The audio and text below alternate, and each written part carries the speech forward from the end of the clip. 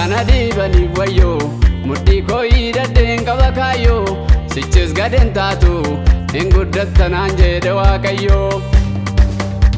Warraana dhiibaniif wayyoo mudhii koo hidhadheen qaba kaayyoo sichis gadeen taatu hin guddattanaan jedhe Waaqayyoo.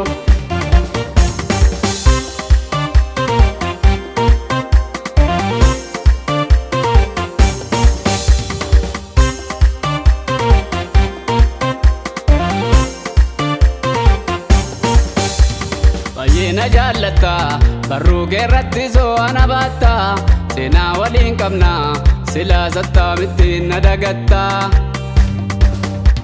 Baay'eena jaallata barruu keerratti so'ana baatta seenaa waliin qabna silaa sattaamittiin na dagatta. Baay'eena jaallata barruu keerratti so'ana baatta seenaa waliin qabna silaa sattaamittiin na dagatta. Baay'eena jaallata barruu keerratti so'ana baatta seenaa waliin qabna silaa sattaamittiin na dagatta.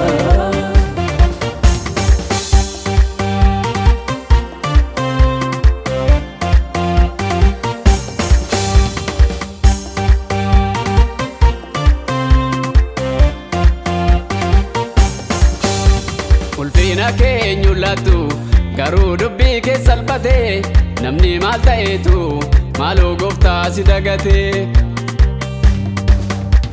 Ulfina keenyu laatu garuu dubbii kee salphate namni maal ta'eetu maaloo gooftaa si dagate.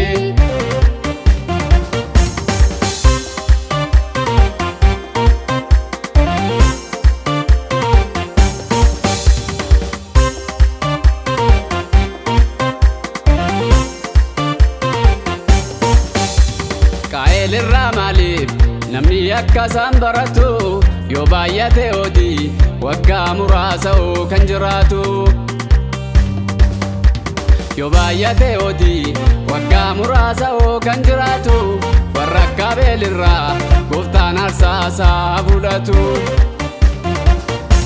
Qaa'eel irraa maaliif namni akka isaan baratu yoo baay'ate hojii waggaa muraasa kan jiraatu. Yoo baay'ate hojii waggaa muraasa kan jiraatu warra akka Abeel irraa gooftaan aarsaa isaa fudhatu. Warraana dhiibaniif wayyoo mudhii koo hidhadheen qaba kaayyoo sichis gadeen taatu hin guddattanaan jedhe Waaqayyoo.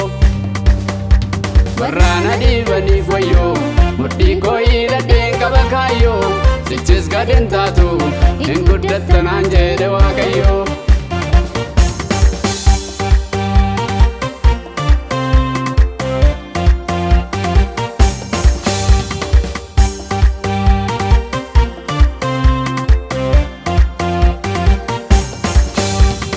Abbaa koo mana sagadaati baay'eetu ol kaattu godhate gadi baasii gooftaa mana keeti kanaaf garaan koo na gubate.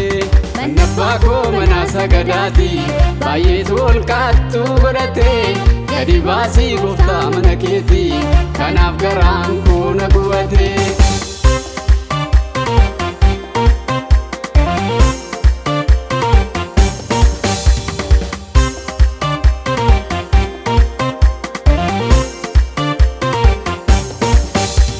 Wanta hedduu borcee iddoo aarsaa kee xureessa kan akka Abrahaamii eenyu dubbii kee galmeessa. Inni bara keenya sobaa dhugaasaa fakkeessa tarree sobduu taa'ee dubbii jallinaa odeessa. Gadi baasii gooftaa sobduu mana keetii iddoo aarsaa keetiif garaan na gubate hootii. Gadi baasii gooftaa sobduu mana keetii iddoo aarsaa keetiif garaan na gubate hootii.